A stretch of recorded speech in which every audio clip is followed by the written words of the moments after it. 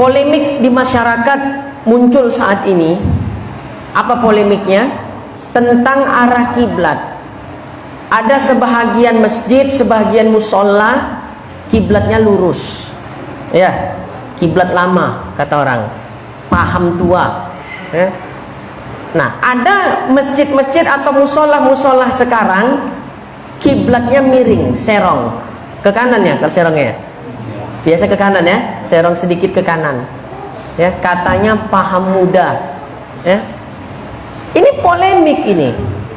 Saking polemiknya, nggak jarang orang yang terlalu kekeh dengan pendapat yang dia yakini bisa menimbulkan masalah ya di sekitar tempat dia tinggal, khususnya di masjid yang sekiranya kiblatnya menurut dia nggak cocok, menurut dia aja padahal. Ya, di mana letak permasalahannya? Nah, menghadap kiblat di dalam perspektif fikih itu ada dua jenis. Yang pertama dengan metodologi ainul kiblat namanya. Yang kedua jihatul kiblat. Ya. Saya ulang sekali lagi. Salat wajib menghadap kiblat. Sepakat ini. Siapa yang sholat tidak menghadap kiblat, sholatnya sah atau tidak? Ya udah tidak sah, sepakat kita semua. Ya. Nah, tentang ya, kalau kita di Indonesia, arah kiblat itu sepakat arahnya ke arah barat.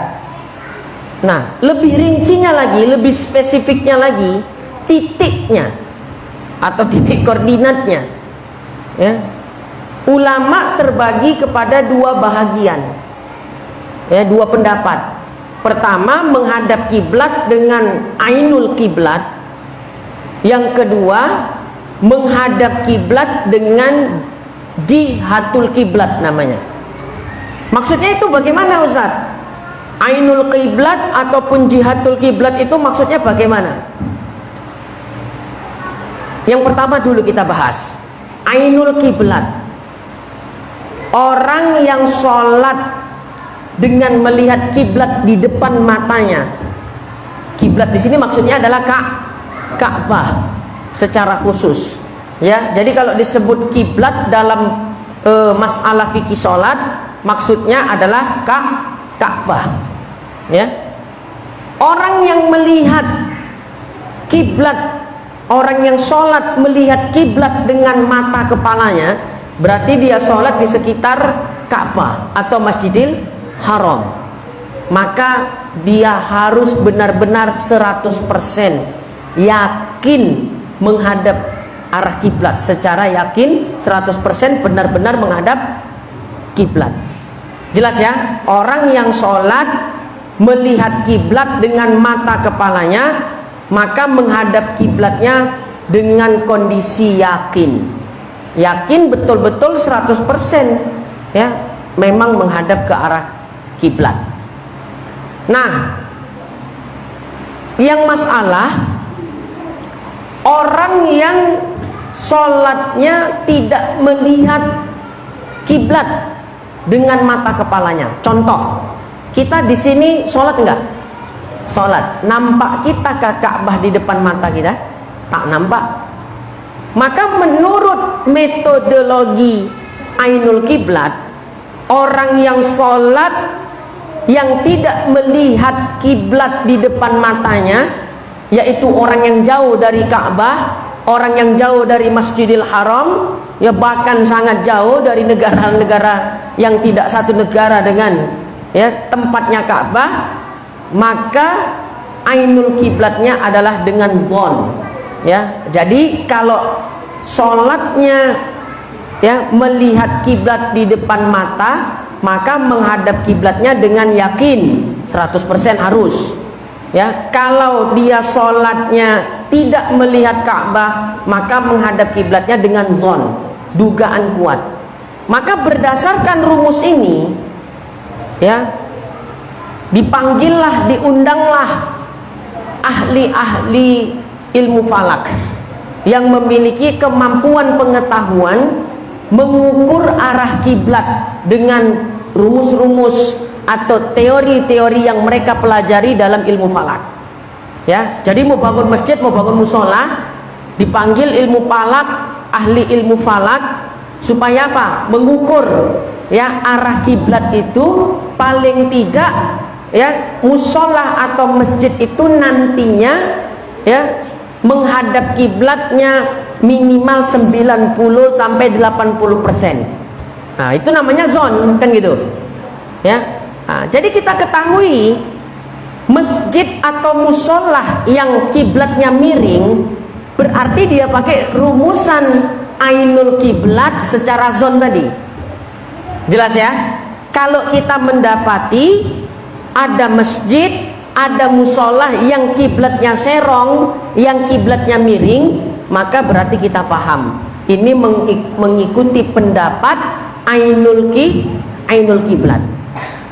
Jelas ya? Nah, kemudian yang kedua, jihatul kiblat. Jihatul kiblat ini apa? Ya, bagi orang yang jauh dari Ka'bah cukup baginya sholat menghadap ke arah Ka'bah. Ya, semisal kita di Indonesia, kiblat kita biasa ke arah barat. Ya, jadi asal kita sholatnya menghadap ke arah barat, walau tidak diukur-ukur kali pakai ilmu falak, asal ke arah barat sudah jadi. Artinya boleh sah. Maka berarti sini kita ambil kesimpulan, kita pahami musola atau masjid yang kiblatnya lurus berarti ikut rumusan jihatul kiblat. Artinya apa? Jadi kalau kita jelaskan seperti ini nggak akan menimbulkan konflik di masyarakat. Kenapa? Masyarakat dikasih wawasan. Oh, ternyata orang yang sholat dengan kiblat lurus ternyata boleh dan sah juga. Ya, baik ainul kiblat atau jihatul kiblat, yang jelas sama-sama menghadap ke arah barat. Kalau di Indonesia, betul apa enggak? Kan itu intinya. Hanya saja ada yang menghadapnya lebih spesifik, ada yang udah sekadar menghadap barat sudah jadilah. Pokoknya kiblat itu ke sana gitu. Ya, paham ya kira-kira ya? Jadi kalau kita seperti ini, apakah harus ya sampai menimbulkan ya konflik di antar jamaah dan lain sebagainya? Nggak perlu, ya, nggak sampai harus terjadi ya persinggungan, gesekan-gesekan seperti itu. Ya, nah, aku nggak mau tuh sholat di masjid Sakinah, musola Sakinah. Kenapa? Paham tua, ya. Kenapa? Kau tengoklah tuh kiblatnya lurus, ya. Di mana-mana sekarang kiblat mesti mereng.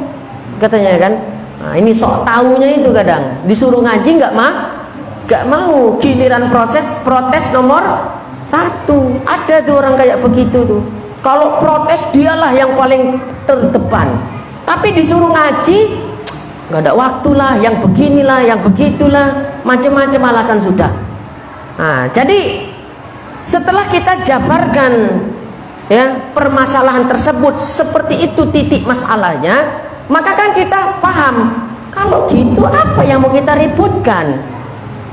Jadi yang mau sholat di masjid kiblat lurus ya silakan, yang mau sholat di masjid kiblatnya serong mereng ya juga silakan, gak usah ya dirusuh-rusuhin. Yang dirusuhin yang gak sholat, ya orang yang udah sholat udah, ya yang perlu diurus orang yang tidak sholat.